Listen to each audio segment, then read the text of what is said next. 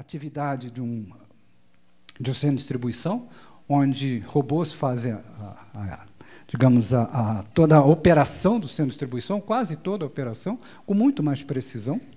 Nós podemos falar de atividades que, até algum tempo atrás, eram inimagináveis que algoritmos pudessem, de alguma forma, chegar perto. A gente imaginava uma fábrica robotizada, aquela linha de produção, onde, em vez de ficar apertando o botão, eu teria robôs fazendo isso. E já vemos isso. As fábricas hoje são inteiramente automatizadas. A piada da indústria, basicamente, é que as fábricas estão tão automatizadas que bastam apenas 2 seres nessa fábrica, um cachorro e um homem. O homem está ali para alimentar o cachorro, e o cachorro está ali para impedir que o homem toque em qualquer botão da fábrica. Mas esse é o grau de automação na indústria. Mas nós não estamos na indústria, eu sou advogado, eu sou um consultor, eu sou um médico, eu estou imune a isso. Talvez não. O que já vemos de experiências bem-sucedidas de startups na área de jurídica, por exemplo, é extremamente interessante. O que é um escritório de direito, basicamente, né? Você tem alguns poucos advogados sêniores, medalhões, e tem um conjunto de estagiários que ficam fazendo buscas em jurisprudências, casos similares, ver as decisões daquele juiz, onde o processo vai ser julgado, para saber como é que ele se comporta em determinado tipo de julgamento, e assim por diante. Ora, algoritmos fazem muito mais rapidamente, com muito mais amplitude isso. Então, não preciso do estagiário. E aí eu tenho um grande desafio, porque a formação acadêmica, no caso do direito, no Brasil, é puramente teórica. Você sai ali da faculdade, com teoria, faz o estágio para depois chegar a ser um advogado experimentado. Se eu não tenho mais o estágio, como é que eu consigo ser um advogado sênior? Então, o sistema educacional tem que ser inteiramente remodificado para a educação prática acontecer lá na própria academia. Mas não vamos apenas ficar no direito, vamos na área médica. A área médica também, não apenas aquelas cirurgias onde um robô tem uma participação, uma cirurgia de altíssima precisão, mas no processo de tomada de decisão. Onde você consegue, por exemplo, você reconhece imagens com muita precisão, eu consigo reconhecer aqueles sinais fracos. São pequenos sinais que eu não consigo, eu como ser humano, identificar que aquilo tem um potencial de ser um futuro, ou ser um futuro indicativo de um tumor, por exemplo, no caso de oncologia. A gente não consegue reconhecer padrões dispersos, e os algoritmos conseguem. Então, eu consigo, com muito mais precisão, apontar eventuais potenciais de doenças que vão acontecer, reconhecendo esses sinais fracos em imagens. Então, basicamente, isso tem uma publicação de medicina, e vocês estão vendo a frase, que a questão não é se o sistema de inteligência artificial, de alguma forma, os médicos vão estar usando, o sistema de saúde vai estar usando, vai ser, digamos, ilegal praticamente não usar, quer dizer, o cara vai estar completamente fora da realidade, vai ter que estar fazendo. Seria até, digamos, ilegal, ou não seria ético não utilizar, devido ao potencial que isso tem em relação ao tratamento das doenças.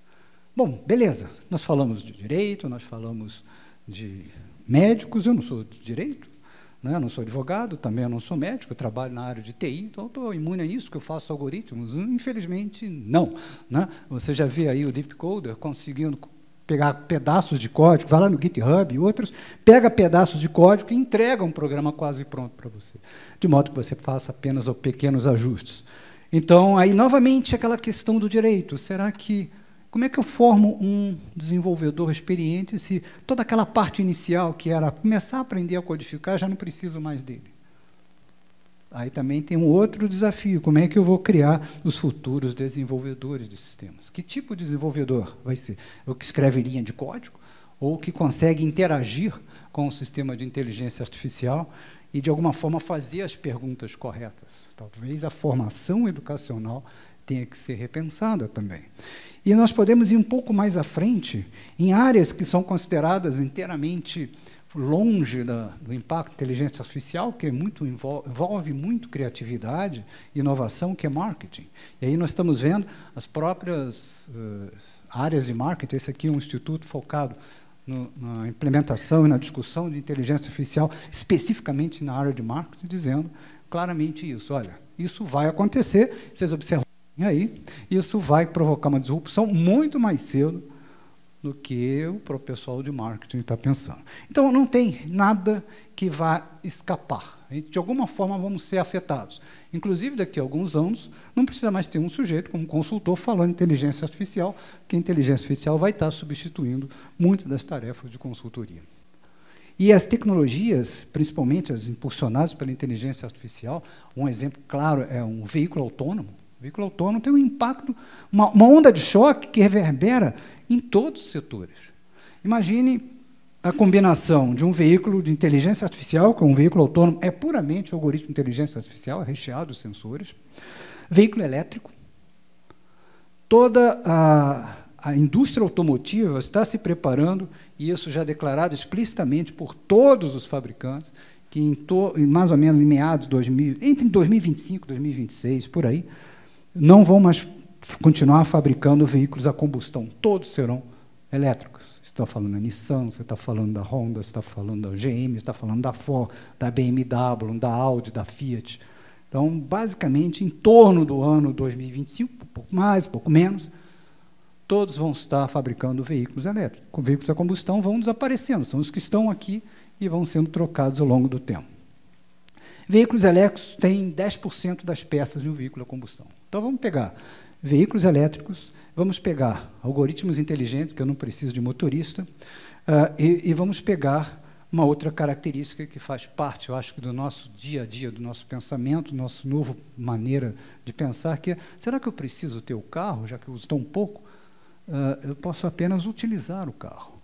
E esse pensamento, junto com veículos elétricos e inteligência artificial, muda praticamente a sociedade. Em muito pouco tempo. Por exemplo, a indústria automotiva muda, claro. Ela deixa de fabricar veículos e vender os veículos para continuar fabricando, mas utilizar eles de forma para você utilizá-lo como um aluguel. Então, significa que, em vez de eu comprar o carro, eu vou apenas usar. E aí tem uma característica interessante. Se eu vou apenas usar, vai me levar de um lugar para o outro, depois vai levar para o outro lugar, depois para o outro, outra pessoa, depois vem, me deixa, pega fulano, leva para outro local, fica rodando para lá e para cá. Isso significa que talvez eu não precise ter uma empresa de locação de veículos. Será que eu preciso? Ou preciso de um Uber? Qual vai ser a diferença entre Uber, GM e uma Localiza? Não sei. Talvez seja um negócio só. E se nós olharmos que 95% dos acidentes são causados por nós motoristas, então todo o processo de seguros, que hoje é extremamente caro, talvez deixe de existir.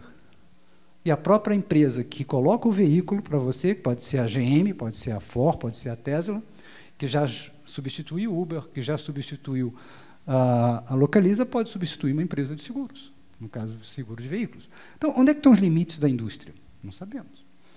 Muito bem, então nós já afetamos aí algumas indústrias, com o impacto da inteligência artificial no veículo autônomo. Nós estamos afetando o estacionamento, não precisa mais prédio com estacionamento, já que eu não tenho o carro, a propriedade do carro. Eu não preciso mais de concessionárias, eu não vou comprar o carro. Eu talvez precise muito menos oficina, porque a manutenção vai ser muito menor, 10% das peças apenas, e o próprio carro vai fazer a manutenção à noite, a hora que ele quiser. Quer dizer, ele mesmo resolve, vou fazer manutenção agora, não tem ninguém me usando. Uau! Olha quanta coisa está mudando. Motorista já era.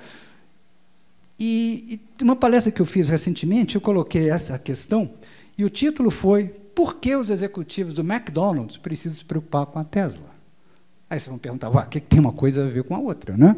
A Tesla é um veículo autônomo, nível 5, veículo elétrico, etc., etc., beleza? E o McDonald's é fast food. Qual é o impacto? Vamos pegar o mercado americano, onde a McDonald's tem uma parcela significativa da receita, 70% das vendas do McDonald's são em drive-thru. Se eu não tiver o drive-thru, eu vou ter um problema sério. Então, eu tenho que repensar o meu modelo de loja. Talvez não mais drive-thru, mas um drone-thru, algo parecido. E aí o espaço físico é completamente diferente, a localização onde ele vai estar é completamente diferente. Você não precisa estar no local de grande fluxo de movimento. Se o drone vai lá, pode ir a qualquer lugar. Posso ir para um espaço físico muito mais barato e menor. muda completamente o que é hoje o planejamento estratégico de uma empresa como a McDonald's. Porque o veículo elétrico, inteligência artificial, surgiu lá na ponta.